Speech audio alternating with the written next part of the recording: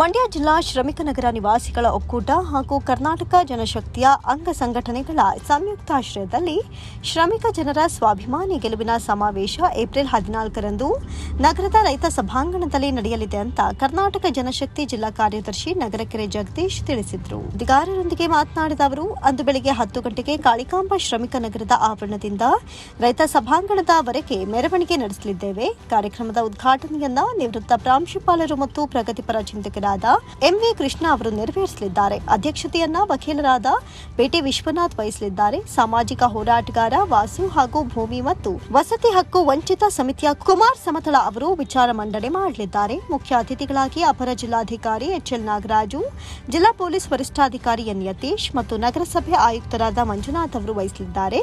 ರೈತ, ದಲಿತ, ಕಾರ್ಮಿಕ, ಮಹಿಳಾ ಮತ್ತು ವಿದ್ಯಾರ್ಥಿ ಹಾಗೂ ವಿವಿಧ ಸಂಘಟನೆಗಳ ಪದಾಧಿಕಾರಿಗಳು ಭಾಗವಹಿಸಲಿದ್ದಾರೆ ಎಂದರು. ನಾವು ಮಂಡ್ಯ ಜಿಲ್ಲಾ ಶ್ರಮಿಕ ನಿವಾಸಿಗಳ ಒಕ್ಕೂಟ, ಕರ್ನಾಟಕ ಜನಶಕ್ತಿ ಹಾಗೂ ಮಹಿಳಾ ಮುನ್ನಡೆ ಇದರಿಂದ ಈಗ ಪತ್ರಿಕಾಗೋಷ್ಠಿ ಮಾಡ್ತಾ ಇರೋದು. ಎಲ್ಲ ಮಂಡ್ಯದ ಎಲ್ಲ ಶ್ರಮಿಕ ವರ್ಗದವರದಿಂದ ಹೋರಾಟಗಳು ವರ್ಷಗಳಿಂದ ನಿರಂತರವಾಗಿ ನಡೀತಾ ಇತ್ತು. ಅದರದ್ದು ಒಂದು ಹಂತವ ತಲುಪಿ ಒಂದು ಗೆಲುವಿನೆಡೆಗೆ ಹತ್ತಿರಕ್ಕೆ ಶನಿಕ್ಕೆ ಬಂದಿದೆ. ಆ ಕಾರಣಕ್ಕೋಸ್ಕರ ಈ ಪತ್ರಿಕಾಗೋಷ್ಠಿ.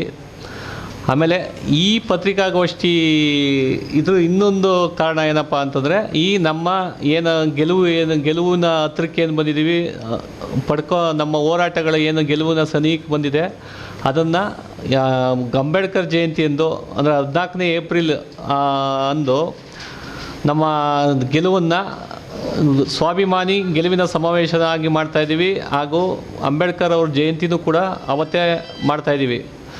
ಎಲ್ಲರೂ ಈಗ ಈ ಮಂಡ್ಯ ಜಿಲ್ಲೆ ಒಳಗೆ ನಾವೇನು ಶ್ರಮಿಕ ನಗರದವರು ಹೋರಾಟ ಮಾಡ್ತಾಯಿದ್ವಿ, ಎಲ್ಲರಿಗೂ ನಮಗೆ ಸ್ಫೂರ್ತಿ ಅಂಬೇಡ್ಕರ್ ಅವರು. ಅದರಿಂದ ಅವತ್ತು ಒಳ್ಳೆ ಪ್ರಶಸ್ತವಾದ ದಿನ, ನಮ್ಮ ಗೆಲುವಿನ ಸಮಾವೇಶ ಮಾಡೋಕ್ಕೆ ಅಂತ ತೀರ್ಮಾನ ಮಾಡಿ ಎಲ್ಲ ಶ್ರಮಿಕ ನಗರದವರು ಎಲ್ಲರೂ ತೀರ್ಮಾನ ಮಾಡಿ ಅವತ್ತು ಸ್ವಾಭಿಮಾನಿ ಗೆಲುವಿನ ಸಮಾವೇಶವಾಗಿ ಮಾಡ್ತಾ ಇದ್ದೀವಿ.